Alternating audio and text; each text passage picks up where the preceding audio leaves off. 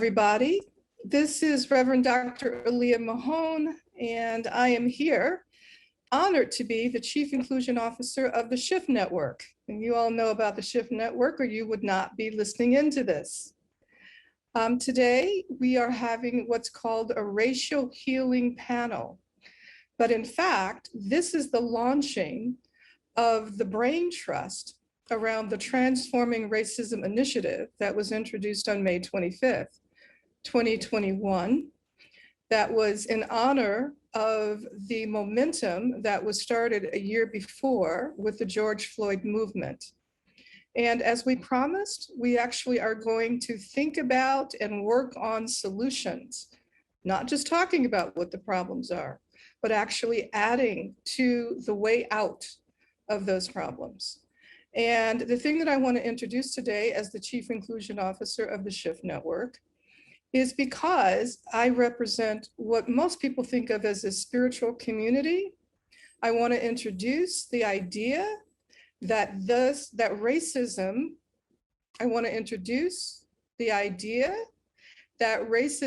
is a spiritual dilemma.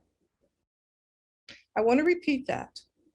I want to introduce the idea as Reverend Dr. Aaliyah Mahone that racism is a spiritual dilemma. And we're going to talk about that directly and indirectly on this call during this panel today.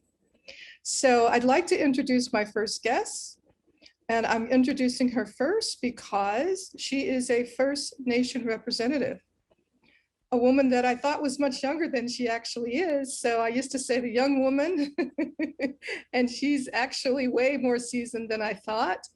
But I'd like to pass the talking piece to Shauna. And Shauna, I'd like you to tell people who you are and why you're here. And I'm saying this specifically because here in the United States, the first people to occupy this land was those that we called Indigenous or First Nation. Some people call them Native Americans. Whatever it is that we say, I would like to honor that group of people now. Shauna, there you go. Thank you, Aaliyah. It's very good to be here with all of you. My name is Shauna Bluestar Newcomb, and I'm proud to be Shawnee Lenape Azteca. My family is from the north and south of the Americas known today, but I just feel a lot of pride in honoring for the original nations of this land and throughout the planet. I just see as well the ability to acknowledge that, acknowledge the original peoples, no matter where we are in the world, I think is a big part of the healing journey as well at this time. My background is in deep spirituality, as well as teaching with youth and working on helping people to understand the deeper history behind the social, racial, political, economic, and ecological challenges that we've been seeing, and a path forward with healing and deep commitment to what's possible as we're all moving forward, coming together in a much better way of just a journey of evolution that I see we are all on at this time. So it's very good to be here in this conversation with all of you, and thank you for all those that are tuning in today. And I'd like to ask Dr. Jeannie Kim, I think is the next person to be introduced. Thank you, Shauna. Hello, everybody. My name is Dr. Jeannie Kim, and I am the Vice Chancellor for Educational Services and Strategic Planning at Riverside Community College District. I'm also a 1.5 generation Korean American. I first came to this country when I was 5 years old, had to learn English as my second language, and have traveled the path of being fully educated here in the US, and have then dedicated my life to education in terms of my career and the work that I have been doing up until this time for the past 3 decades. The way that I come to this work around social justice and around racial healing is really one of a personal journey in terms of the experiences that I traversed growing up in South Central Los Angeles, and then continuing on to just different kinds of environments that didn't always welcome me or the people with my color skin or eyes with open arms. That really led to me working a lot with community service as a way to be able to learn to understand people in their own areas. And that's why I dedicated a lot of my early career to service learning and community education, seeking to try to create ways for people to be able to find common ground with one another. So as a cultural anthropologist, working in this field in educational administration, that's what my career has been dedicated to. And I am very grateful to be a part of this panel. There are a lot of stories, but I think that we'll be able to get to them as we continue this discussion. At this time, I'd like to turn this over to Seema Lieberman. Hi, I'm Seema Lieberman, and my title I use is The Inclusionist. I've been in, I guess you would say, like social justice for a long time. I went on my first picket line when I was 8 years old in New York. And being Jewish, I grew up, and I grew up around a lot of Holocaust survivors, where I had people who had numbers on their arms, and there was a lot of fear of the outside world. And when I was young, I realized that the only way to get rid of fear and to feel safe would be to align and get together with other people who also had been oppressed and other people who had to deal with a lot of the similar issues. And I joined a group of poor white people called the Young Patriots in New York.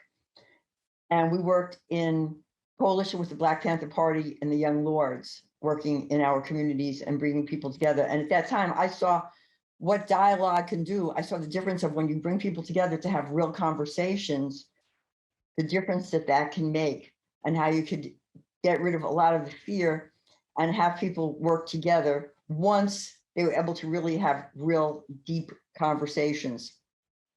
Professionally, I've been in the field of anti-racism and social justice and inclusion for about 3 decades, for 30 years. And I really believe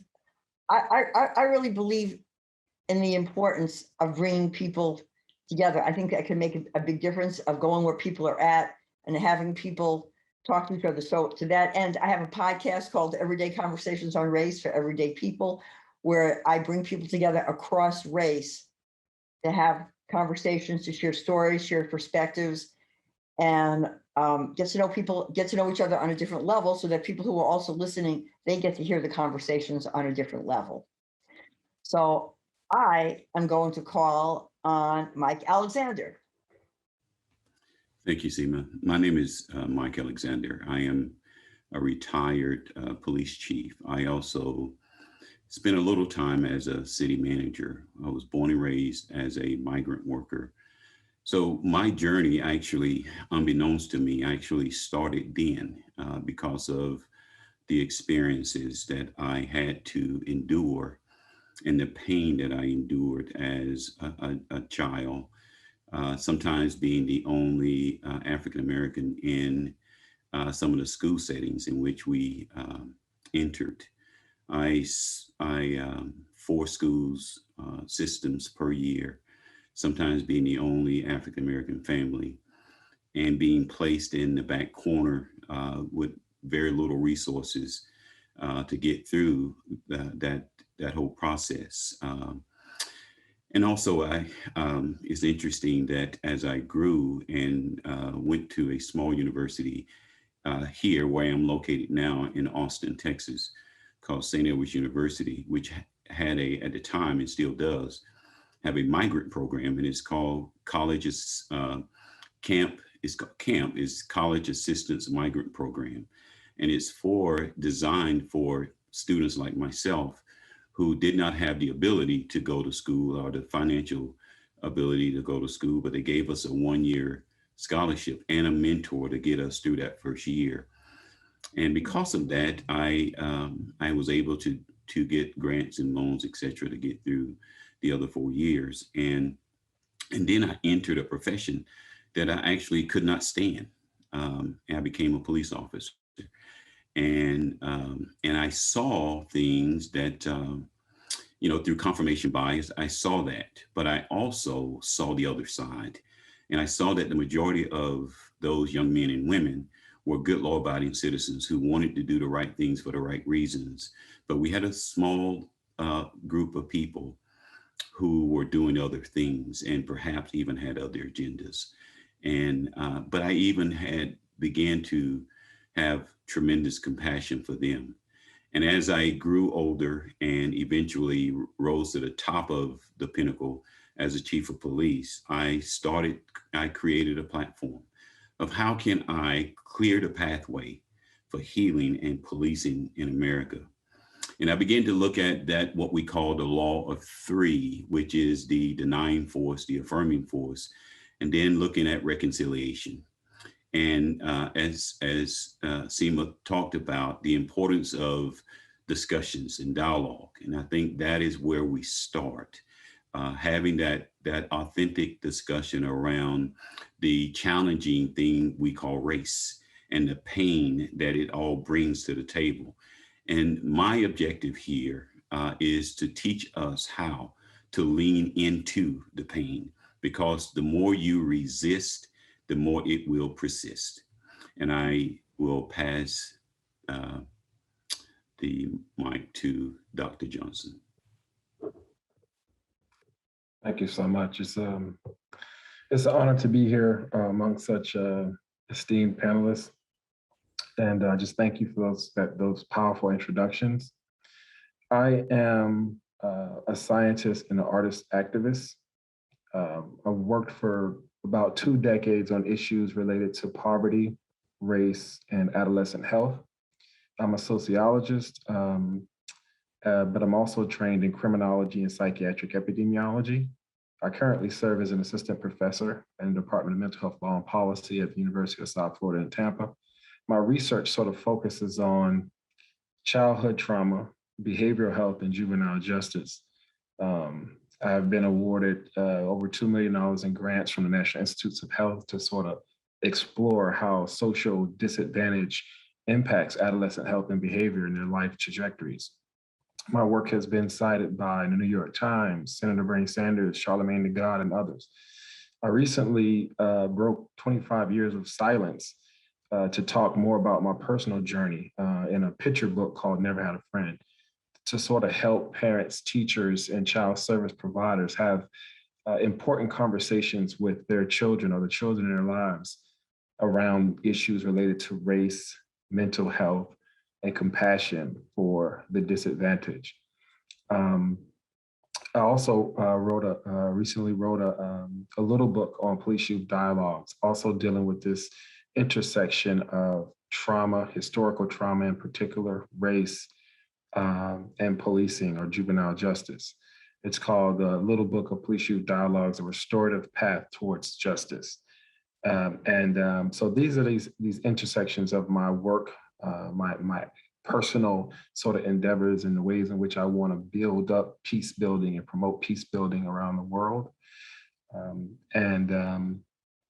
For me, it's a very personal story. My grandfather, who helped raise me, was the first generation to be born free. He has memories of his relatives with the scars, the physical scars of slavery, and we certainly carry the psychological and visible scars as well.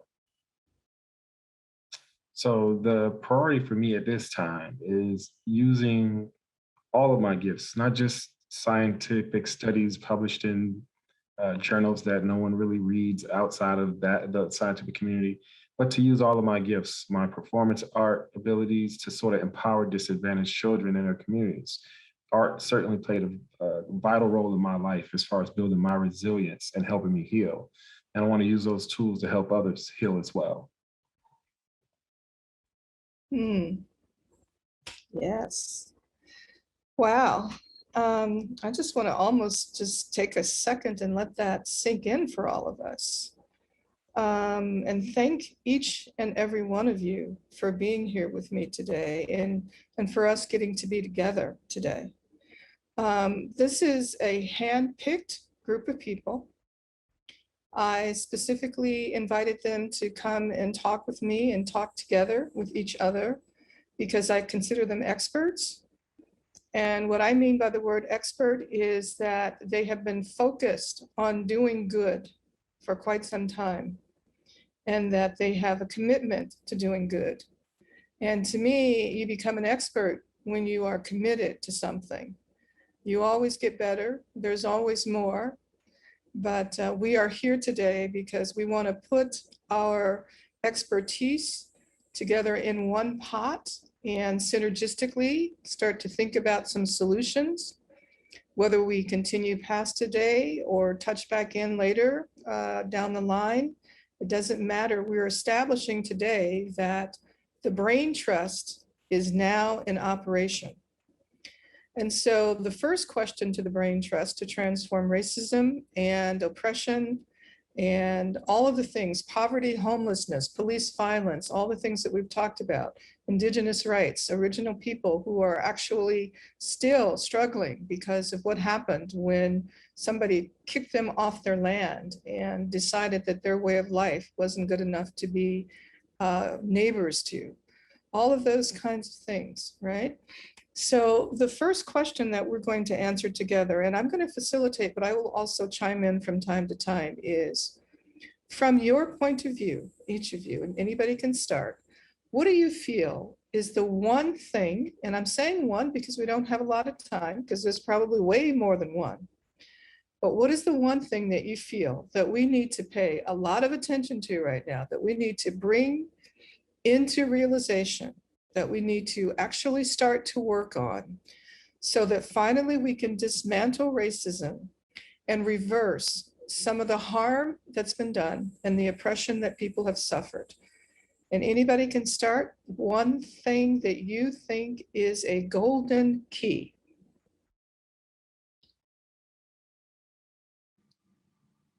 I'd like to tackle that. I was actually having this discussion on my way over to this particular space. And in education, one of the things that I have struggled with is the fact that we continue to replicate the history and the stories in a very regimented manner.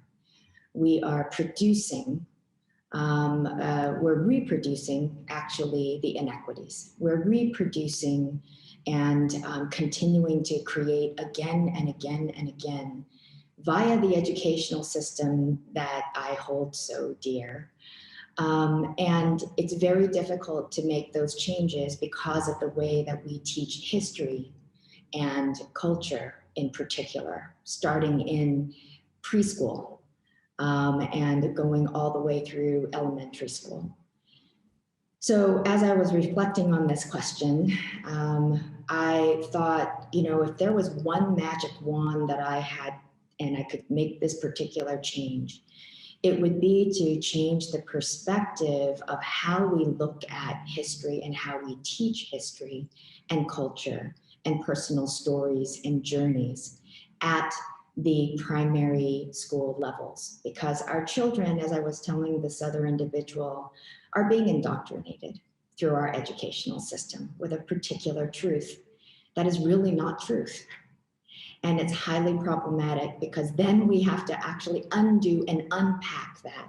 And we at that time are reinforcing all of the trauma and the hurt and the pain for those who have had different lives and different experiences. And that's never recognized, beginning in the preschool and elementary school levels when they are so incredibly vulnerable and they don't have the language or the skill sets to be able to actually deal with what they're being told at that moment in time, or to be able to have the skill sets necessary to revisit it even after. And so I think we are doing a huge injustice in that particular space. And that is the one thing that I would want to change, so that people understood that there are different perspectives on this truth of what is called history, that it is positioned It depends on what the individual writer's perspective is, and to really understand it from who's actually telling that story, and to really understand that traditionally it truly has been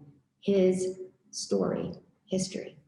And I think really unpacking that from the very beginning and doing something about our early education systems around this discussion, like the kinds of books that Dr. Johnson has written, and putting that into schools as a part of the regular curriculum would go an incredibly long ways to beginning the conversation, not changing it in terms of the entirety of the racist systems that we're currently a part of, but definitely starting to work on the beginnings of taking some of those systems down.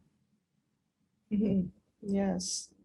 Dr. Kim, thank you. Absolutely. There's so much I could say about that, but I'm going to refrain and ask anyone else to chime in to either share what you feel is the one thing that we need to work on, or if there's somebody who would like to respond to the idea of education, since it seems like a powerful statement that you just made.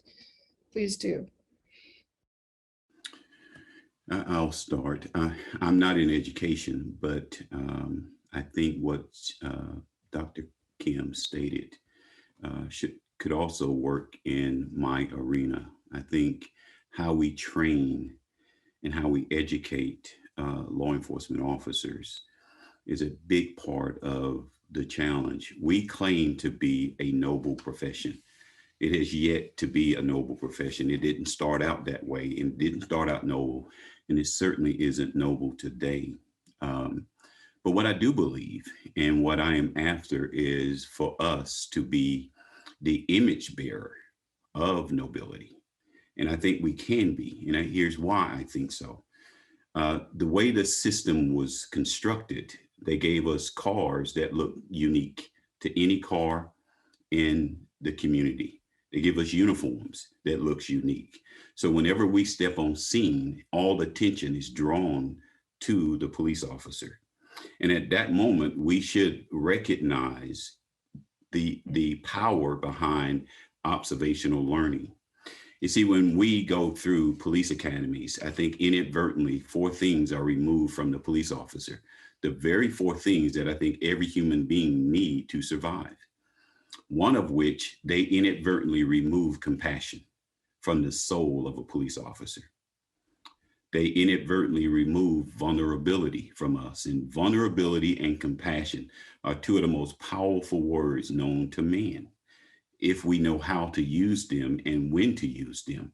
They also remove empathy and sympathy from us.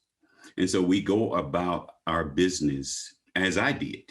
And I am being very transparent here. I went for a very long time, not even recognizing that people are human.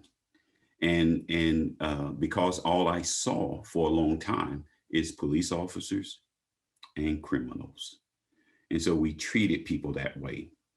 And thus the reason that we now hear a lot of language around procedural justice, making sure that we treat every person we come in contact with dignity and respect. And Dr. Johnson's books also should be introduced into a police academy as well.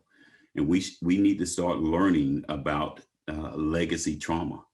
We need to start learning about the origin of policing and why policing was actually created in the first place, and start having an appreciation for it instead of pushing away from it.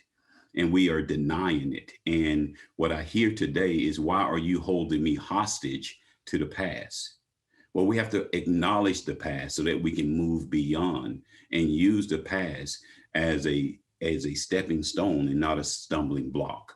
So I'll pass the mic for now. Mhm.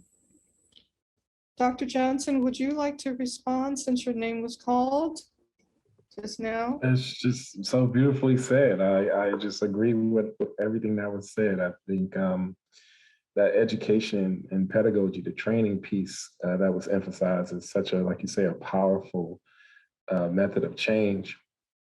For me, schooling, police agencies, they're all institutions.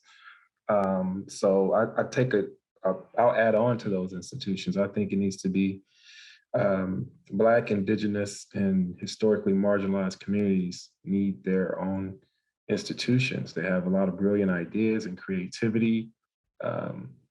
They have to have racism will not, in my opinion, experience a substantive change until these folks are empowered in their communities and around the world with institutions that reflect their communities, that reflect their values, that empower them, that they control and co-design among each other with other communities around the world, learning from one another.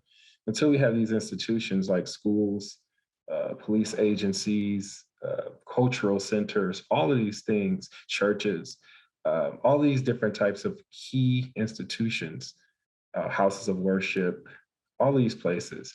These are like the keys to liberation, in my opinion, particularly when we're talking about penetrating and dismantling historical trauma, generations and generations of oppression. I think that these institutions that empower these people could do that, could start reversing that change. That's when you'll see the education reform, when people are educating themselves, creating their own textbooks and living in their own truth. It's a very empowering sort of circumstance and situation to be in, to control the institutions that sort of govern your life and govern the way your story will be told. Again, houses of worship, cultural centers, all of these things are really, really powerful ways in which people could begin to reverse some of the harm that's been caused by centuries of racism. Well, I'd like to chime in a little bit because there's something, I just want to reflect what has been said so far. And actually, Chief Alexander, I remember you and I having a conversation not too long ago about the word dignity. And what you just said, Dr. Johnson, about people having groups of people, ethnic groups, racial groups having their own, reminds me of that word, dignity. That there's a way that dignity has been removed when we've had to be educated and indoctrinated by someone else's way of being in the world and not being able to determine our own, what path would really reflect what the potential is that we carry as hearts and souls and intelligences in our own special way, that it's important that dignity be given back. So I can see that for sure. Also, Chief Mike, something that you said too, just in your sharing just now, in this conversation today, about when a police officer or when police officers walk into a room or drive into a community, they have on something that sets them apart. And that the fact that they're set apart is a perfect opportunity for them to model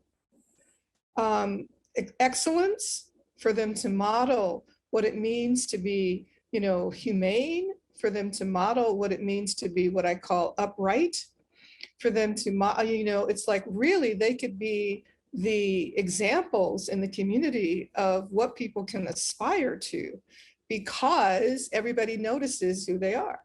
And I've actually met certain police officers in my life who do that. There's one right now that I'm in contact with. His name is Chief Bill Scott, San Francisco police chief. And whenever I'm in his presence, I look up to him because of the kind of man that he is. And I have encountered other people in the law enforcement arena who have impressed me. But right now, he's impressed me the most because he's in a very powerful position and he has not stopped being the man that he is. So I just wanted to say that, yes, I can see those examples and wanted to just reflect and magnify the messages that you all have started to talk about. And then I'll step back and see who else would like to contribute their one big thing that they'd like to see. Sema, please. I completely agree about the importance of knowing history. I'm not in like the education field, but in a way I am in the education field. If I'm educating people about racism and other social injustices, then I mean, all of us are in the education field or a piece of it. I think it's important for people to know history, particularly what is real, because like in schools today, they're going to tell you that they're teaching history, even though they're in, what is it, in Texas, they want to forbid talking about race. You can't say that. They don't want people to say that the Ku Klux Klan was immoral. You know, to them, that's history. I think that it's really important that people know history and that each person also has to know their history, because I found that when people don't know their history, they really don't know who they are. And people need to know who they are. When people need to know who they are, they're more comfortable in their own skin. I think that they can deal more with the historical trauma, because then they know why. You know, they know why they have this trauma, and they know, and it's, they could look for some solutions. But I think it's important to know what is real, and for people to also know each other's history. Because oftentimes people really don't know each other's history. They may know the history of their particular group, but they don't always translate it to other groups are also dealing with a lot of issues around race, around historical trauma. And so people don't come together. Also, in terms of education, as a white person, I think that it's really important for people who are white to talk to other white people, because white people listen to white people. And if we're going to dismantle the system, if we're going to look at what's going on today from a systemic level, we need to look at where did it start? Why did it happen? Because oftentimes, particularly like you're a poor white person, people want to feel better than somebody else. So that's where a lot of that, also that hate, well, I'm going to feel better than somebody else, so I'm going to hate. But I think people who, like white people who consider themselves like woke in a way, you know, but they need to also talk to other white people to bring them, I say, to bring them around. Somebody said this to me years ago, a friend of mine who was African-American. I was making a statement about another white person, and I was saying something negative about them. I'll never forget this. He said to me, he said, "You got to stop." I said, "What are you talking about?" I said, "They don't agree with us." And blah, blah, blah, blah. You know, I used to be one of those screaming people when I was young. And he said, "No," he said, "You have to look at racism and hate like it's a war." He said, "So you have to look at it as though you're a Black person during slavery running away from the plantation, or you're a Jewish person running away from the death camps during the Holocaust." He said, "And if you meet somebody, do you want them to turn you in, or do you want to at least neutralize them so they don't tell where you are, or do you want to turn them on your side so they hide you out?" And that always had a big impression on me. And I realized that like part of my job as a white person was to talk to other people, to talk to other white people, to educate them, because we need everybody. And I know a lot of times, like you have people like in like the spiritual communities who think, oh, everything is just spiritual without dealing with what's really happening on the ground. And if we're going to have oneness, if we're going to be spiritual, we need to educate who we are and what role we can play in making this change. So, you know, of course, you can go on and on so much, even just one thing, looking at education and looking at history, but I think that's where we need to start. And you know, you talked about schools. Yes, I agree. We got to do schools when they're young, but I'm talking also about people who are older, because the people who are older who are making decisions now, people who are older are going along with, I don't know, a 7-year-old white kid to hate themselves. And I said, well, first of all, you know, and we all know they don't teach critical race theory, you know, in schools, but you have to talk about race. I said, and maybe they're going to teach your 7-year-old white kid that they could get together with other people and that they actually could be empowered to help make change. They could be empowered to help dismantle racism. So I think we got to deal with kids, adults, and those of us, people who are at the age where they can make change. Yes, yes. Thank you, Sima. Absolutely. You know, the Holocaust education that I've been exposed to at the Museum of Tolerance has taught me a lot that helps me to be a bridge builder. Absolutely. So for sure. Okay, who would like to speak next? I think I'll go since I think everybody else has. I just want to say thank you to all of the panelists and all of your good words. I completely have so much agreement about education, and a big part of the message that I've carried for a while now is on that deeper reflection on history.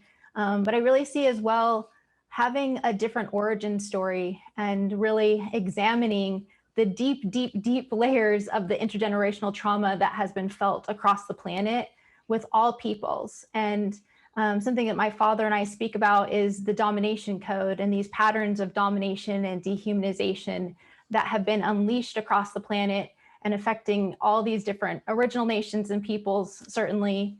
But I see that there's a connection, there's a commonality that we can all come together within, that understanding that each and every person on this planet has been affected, not only on a level of really seeing the collective as well as the personal. Like there's so many layers within this. I think it's very important for us to really acknowledge and see this deeper roots of the history that then leads to today's issues that we're seeing with all of these issues, whether it's the racial, the social, political, ecological, economic issues, and all of these challenges that we're seeing now today have deeper roots within this domination, dehumanization system. And that's why it becomes a systemic problem for all of us on this planet. It's not just one group of people or another. And it's not about saying like, I'm better than, less than, because that's part of that system too. So the more that we can start to come down from that and come from a place of, we really are interconnected, we really are united within this understanding that there is deep trauma here to be healed. I think that's really a beginning step. And coming from that as well, that the original peoples and the original understanding, bringing it back to that spiritual connection that you mentioned at the beginning, Aaliyah, I think is another big part of this shift. It's certainly about making those daily changes on a collective level, on a personal level, but I see as well like that deeper spirituality is that we've all been rooted and connected to nature, to something deeper within each and every one of us and all peoples throughout the planet. It's not about having people in superior, inferior models that have been introduced as the norm. And so really questioning those understandings and seeing how we can make a deeper change for what's possible when we see that there's an interconnection, as our original nations people talk about. Our nations have said, you know, we're all interconnected, we're all connected to nature, and there's something really unifying and deep and profound in that understanding. So I think that's really a way that we can begin the conversation on a much deeper level and move from there. Mm-hmm. Yes. I'm just sitting here thinking, you know, putting this together, like if we were taking notes, which we're not, although we are taking them in our hearts, and it's probably written across our deepest selves, what we're talking about. You know, what are we saying? We're saying that if we started over in consciousness and said, we're going to start from the beginning of giving everybody back the truth of who they are. And then we're going to design schools and educational experiences that's going to uplift the truth of who individuals are. And we're going to teach dignity. We're going to teach connection.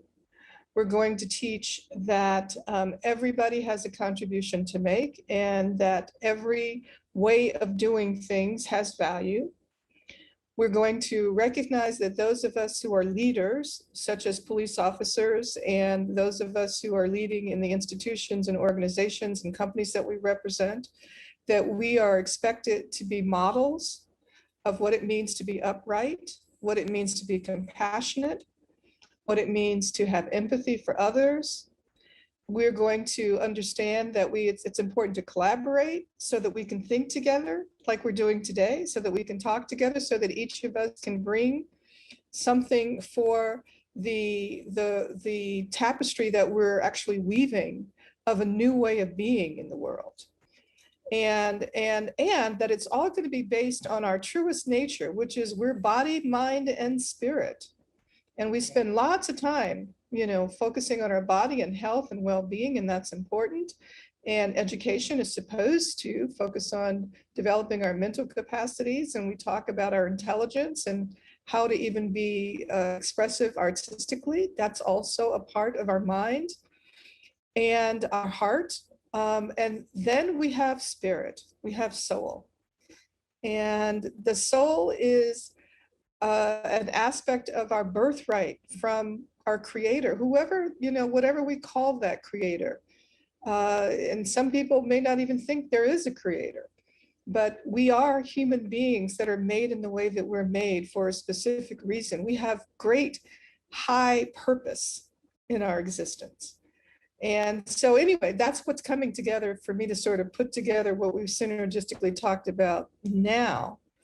And if we were to lean into this question of that racism is a spiritual dilemma, did anybody want to add to that conversation?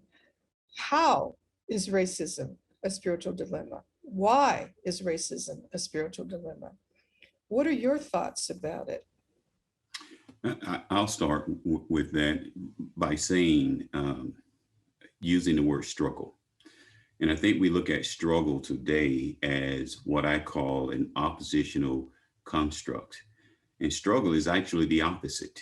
Struggle is actually a beautiful thing if we recognize what struggle actually do for us. Now you're talking spirituality, and so I'll go to the Bible and talk about in the book of James, where it says, count it all joy when we go through various trials, because those trials produce certain things. And see, so instead of struggling against, we should actually be struggling with. And there's a big difference when we struggle against something instead of struggling with. Struggle with says what? That we're leaning into it and that we are uncomfortable. But we have to learn in this discussion, have to learn how to be comfortable being uncomfortable. And one of the issues we were talking about around education, I think one of the things that we also need to teach at an early age is Daniel Goleman's work around emotional intelligence. And he talks a lot about self-awareness. He gives us 4 domains: self-awareness, relationship management, self-management, and social awareness. And, I'll use a quote from Lemony Snicket, who said this about relationship management. He said, people aren't either wicked or noble. They're like chef salads with good things and bad things chopped up and mixed together in a vinaigrette of confusion and conflict. So think about the power of that.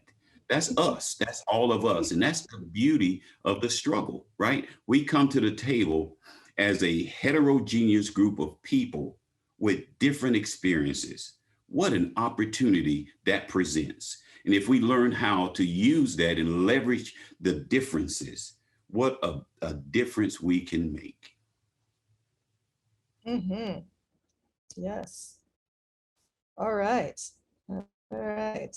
Who'd like to go next?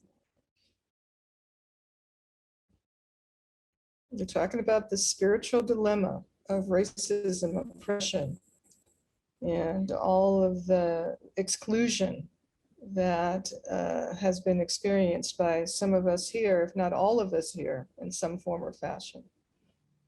When I think of spirituality, for me, I think about the connection to everybody and the connection to higher power or the connection to God. And I see like God is perfection. And then I see what's imperfect. And for me, I see that the obstacles to perfection or the obstacles to, oneness are things like racism, oppression, inequality. And those are the things that for me, I think that stops like a universal spirituality of oneness. And you can't transcend that. You can't just say, oh, hey, everybody, we're all one, it's a spirit, blah, blah, blah, blah, blah, blah. Not when we have imperfections, not when we have racism, not when we have hate, not when we have inequality, social injustice. So for me, if you really believe in spirituality, if you really believe in that real connection, then it means that you have to take action to stop what's disconnecting us, to stop that disconnection, to stop that, I guess, what would you call it, unspirituality, because hate, racism, that takes away from God.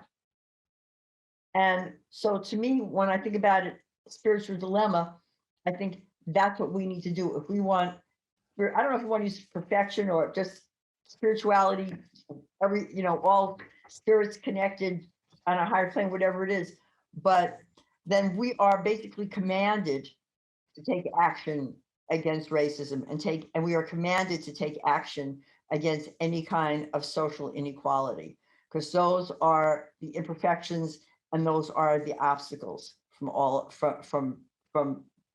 unity and I guess unified spirituality.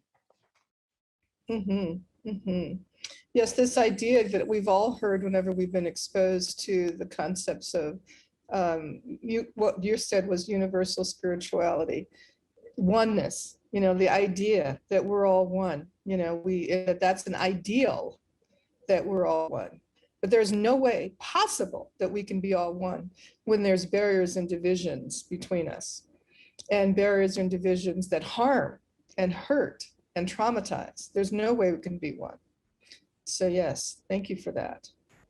Other contributions about the spiritual dilemma of racism, or anything else that you would like to add to this conversation? The thought that occurred to me was in relation to, on a personal, individual basis, in relation to the spiritual dilemma. Because when we think about a dilemma, it's a problem to be solved, right? And something that is spiritual is not easy to solve and often requires a lot of deep reflection, understanding, compassion, empathy, all those things that Chief Alexander spoke about earlier, that often, not just from police officers, but from the way that we do a lot of engaging or work in the society currently, we remove.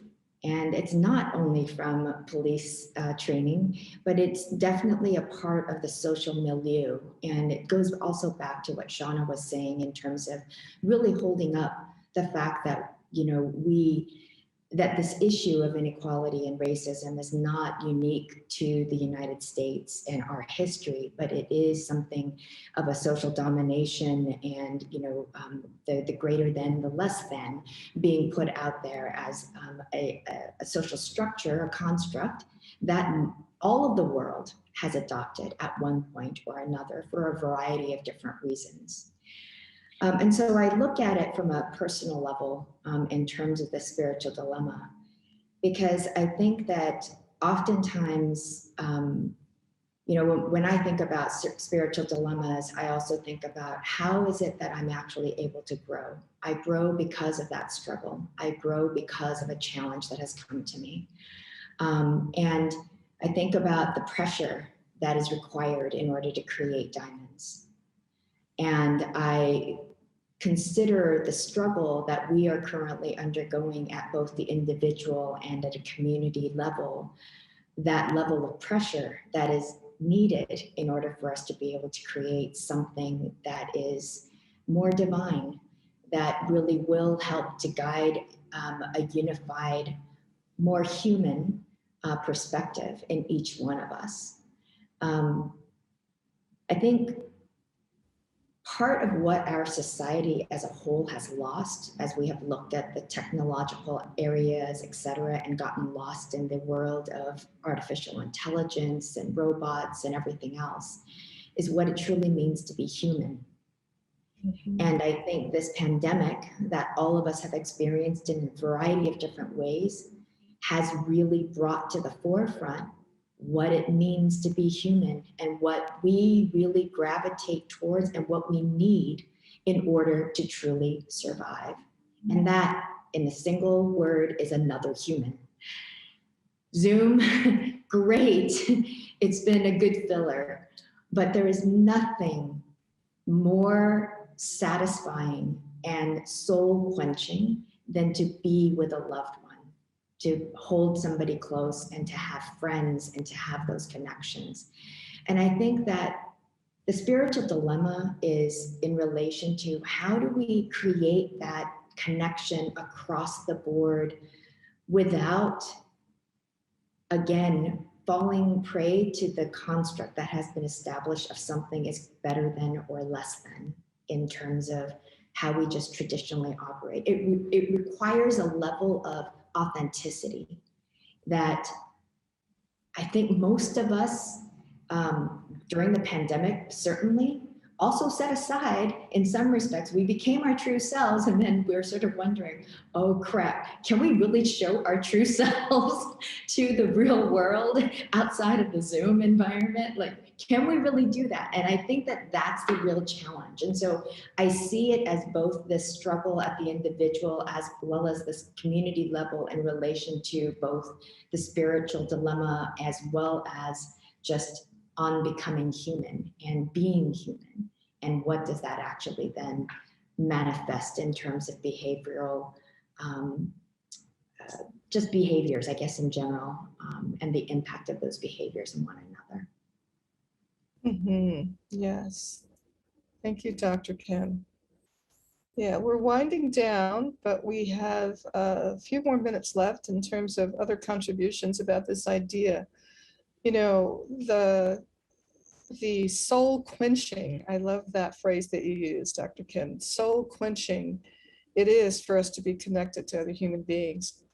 And it's particularly soul quenching when we find ourselves connected to other human beings. At least it's been my experience that that's true when they're different than us, whether they're different in culture or ethnicity or age, or, you know, just really, it's exciting to experience the life and the beauty of something that's different than you, just like anything else in the world.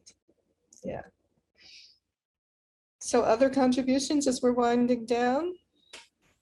I just want to say, yes, I wanted to say thanks to Jeannie Kim as well. And I think it's so important to really understand that so often we're wanting to see, I mean, there are people that really do see the systemic nature of these issues that we're describing and talking about, but they don't always recognize or are not necessarily willing. It's very scary to say, well, I'm going to do the inner work that is required of me in this process.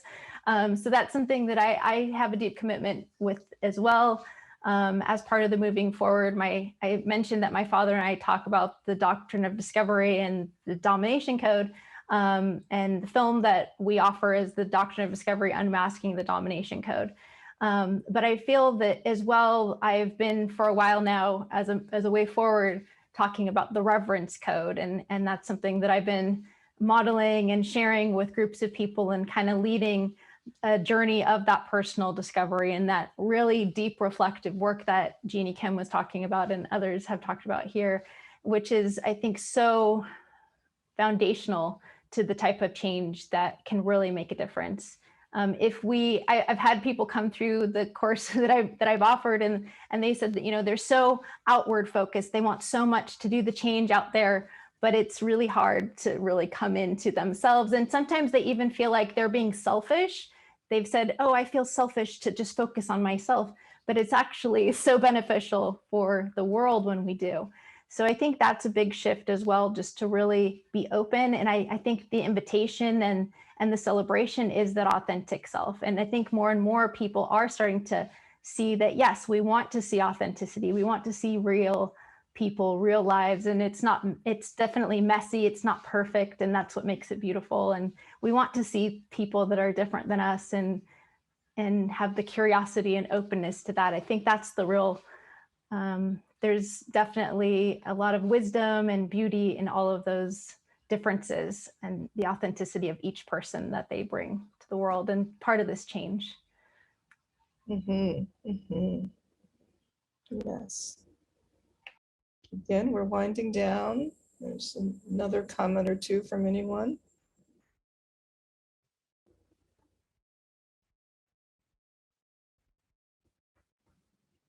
I just wanted to say that I think this is a tremendously exciting time.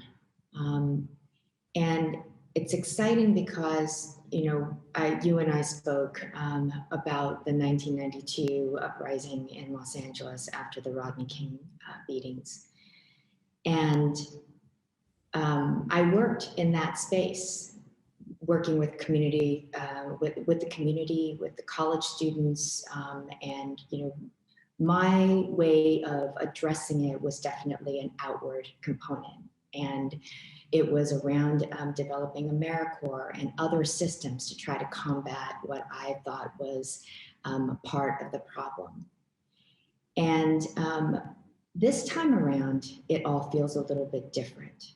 And the reason is that there is so much that is being united, and the recognition that this is more than just one individual, one program, one institution. It really is the combination of all of those things together and a synergistic embodiment of our belief. It's the soul of the movement that I believe is coming to the forefront. And to your point, that is what the spiritual aspect of all of this is. And we do this work out of that soul that is so deep within us because it is making this change, which is so incredibly difficult. And the struggle that Chief Alexander spoke about and the traumas that Dr. Johnson's work is all dedicated to, and the daily discussions that SEMA is doing, and the work on the international level that Shauna is doing, and of course with you at the core of just even bringing this group together. To me, that's a beacon of hope that was not there. Not after 92, not after the civil rights movement, because it always felt like a them kind of a thing. People sort of said that's their issue and people didn't own it. And I think this time around, what's truly different is that we understand we are fighting for humanity for every individual. And I think that's a true blessing and an opportunity. Well said.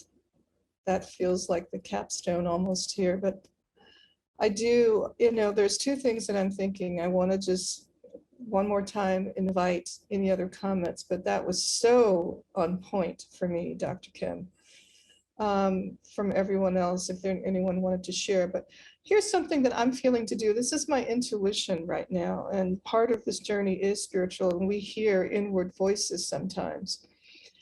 I wanted to demonstrate, model that we are experts, as I talked about before. We've been on a journey for a while. We have bodies of work and people that we influence and bring forward, and we're also human. And so for me, I wanted to share as a closing ritual, one of my vulnerabilities as a human being in this work. And I just felt like that it would be so interesting and unusual for those who are leading to actually show themselves in that way. And you all can follow suit if you'd like, but I'd like to do that. Would anybody like to have one last closing words from everyone is invited now? Anyone? Yeah, I just want to say one thing. When people talk about spirituality, so often people only think about it that it's inside.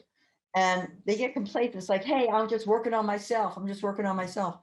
But ultimately, I mean, you have to go inside you because it's got to come from inside. It can't just be like an external thing where you just take one action that means nothing, but then time for another action, but you don't see a holistic picture. But I think you have to, you have to work. We have to work on ourselves inside all the, keep on doing it. But we have to also work outside. We have to take that action. It's not enough to just say, yeah, I'm inside, I'm praying, I'm working on myself, blah, blah, blah, blah, blah, blah. I'm communing, whatever it is, whatever it is, because I remember when it was the whole time when people did that. But we're working on ourselves inside, having our connection, but so that we could have a connection outside. And if people don't take action, then you might as well just stay sitting up on that hill and whatever it is that you do up on that hill, but don't expect any change, because it doesn't happen, just by people thinking. Well, absolutely. For sure to that. We are on this call and in this panel today because we are definitely taking action. We are action-oriented people, every single last one of us, and we are here to inspire action in everybody else. So I'm glad you made that clear, because that's what we're here for. So closing comments from anyone? I'll close by just picking off of what Seema stated. The way out is in. You have to go in first to come out. And until we go in, we're not going to be able to come out. I believe in behavior science. I believe in neuroscience. I believe in all of those things. And one of the things that I've embraced as we look at this work is neuroplasticity and the power of it. And so I have a tendency, and when we're in spaces like this where you've done a wonderful job in creating compassion and vulnerability, and every panelist have expressed it and demonstrated that very essence of those two words. But I like, when I'm in a space like this, I often use a quote, one of my favorites, that came from John F. Kennedy on June 10th, 1963. And I'll just give you a small excerpt. He was actually speaking that day to a group of college students at American University. And he chose, because of the time that we were in, global war, and war on this side of life right here in the United States. And this speech was so intimate. Not only was it on a global perspective, but you can bring it down to neighbor to neighbor. And here's what he said. He said, first of all, let us examine our attitudes towards peace itself. He said, too many of us think it is impossible, and too many of us think it is unreal. But that is a dangerous defeatist belief, and it leads to the conclusion that war is inevitable and that we are doomed by forces we cannot control.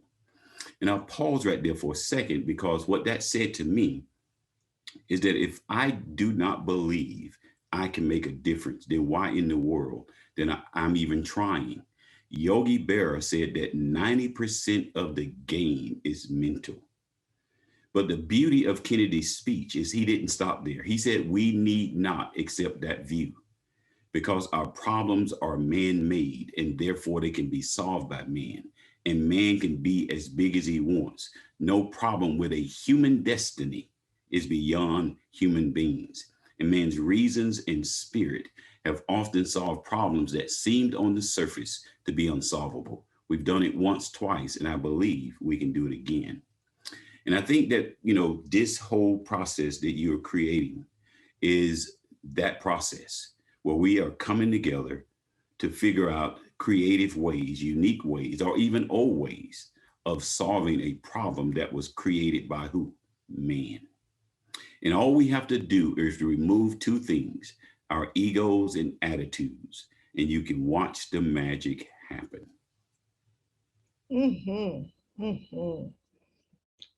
All right. Well, this is it. This is our ending. This is our ending. And I'd like to actually end with one word, like a one-word ritual. We do this oftentimes in circle. But this particular thing that I'm going to ask or invite is that we share a vulnerable thing about ourselves in one word. And I am going to start. And when we get done, we're going to go silent and the talk or the panel will be over. It will be like a blessing for our humanity. So my vulnerable thing that I experience is loneliness.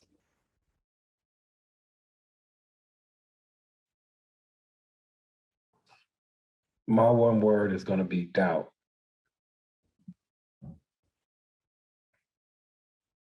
Yeah, my word is going to be self-doubt.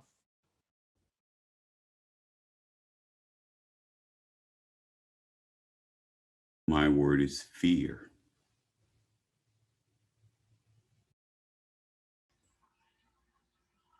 My word is deep love.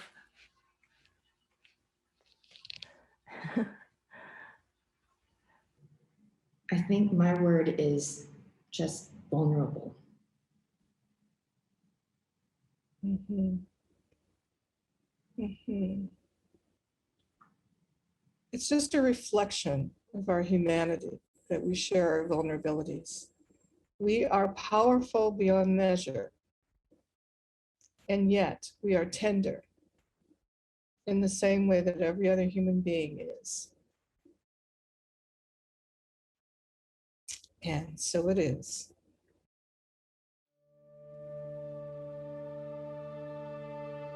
What if music grew trees? What if a song could grow a forest? What if it became normal for trees to be embedded within every track, every album, every concert ticket, every gathering and festival? What if the music industry were the ones to make it a new normal? And Tree Sisters were the ones to help you. How fast could music help restore our global forest and inspire social change?